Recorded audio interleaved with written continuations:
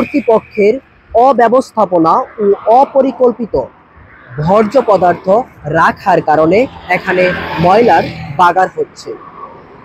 আপনারা যে মহাসড়ক দেখছেন এটা ঢাকা টু ময়মনসিংহ মহাসড়ক।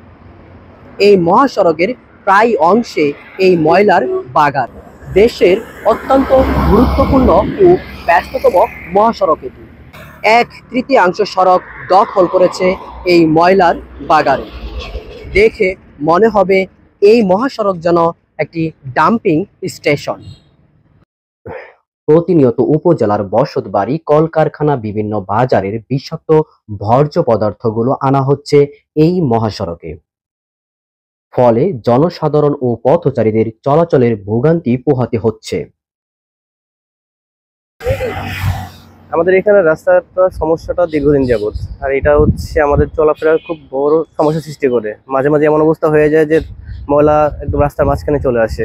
এতটাই দুর্গন্ধ সৃষ্টি হয় যে আমাদের স্বাভাবিকভাবে হাঁটা চলা খুব কষ্ট হয়ে যায়। মাঝে মাঝে তো পরিস্থিতি এতটাই খারাপ হয়ে যায় যে দিক দিয়ে নাকে হাত দিয়ে চলাটাও খুব দুষ্কর হয়ে যায়। তাই আমরা এর একটা আশু পদক্ষেপ চাই, এবং দেশটা পরিবর্তন হচ্ছে, আমাদের রাস্তাঘাট পরিবেশও পরিবর্তন হওয়া দরকার।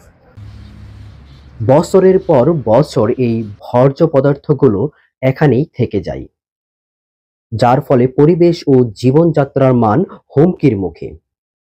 এই বিষাক্ত দুর্গন্ধ থেকে বাঁচতে নাক মুখ চেপে পথচারীদের চলাচল করতে হয়। আসলে বলতে কি, এখানে অনেক ময়লা আবর্জনা, আমরা রাস্তা দিয়ে হাঁটতেও আমাদের নাক ধরে হাঁটতে হয়, তবুও প্রচুর দুর্গন্ধ, আমাদের রাস্তা দিয়ে চলাফেরায় প্রচুর অসুবিধা হচ্ছে। স্থানীয় ও পথচারীদের দাবি, সংশ্লিষ্ট কর্তৃপক্ষ যেন ময়লার ভাগার অপসারণ করে এবং নির্দিষ্ট একটি ডাম্পিং স্টেশন তৈরি করে, যাতে তারা ওই অস্বাস্থ্যকর পরিবেশ থেকে রক্ষা পায়। আপনারা দেখছেন দৈনিক কর্ণকণ্ঠ, সবার কথা বলে।